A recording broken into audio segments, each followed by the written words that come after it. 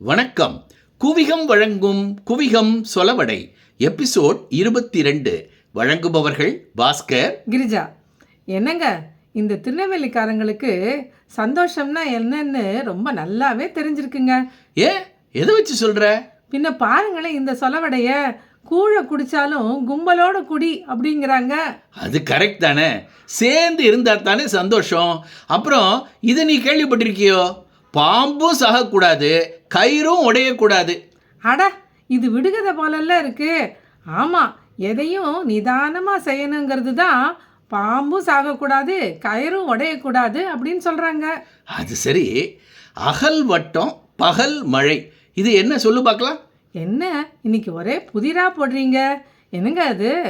அகல் வட்டம்னா ராத்திரியில நிலாவை சுற்றி தெரிகிற வட்டக்கோடு.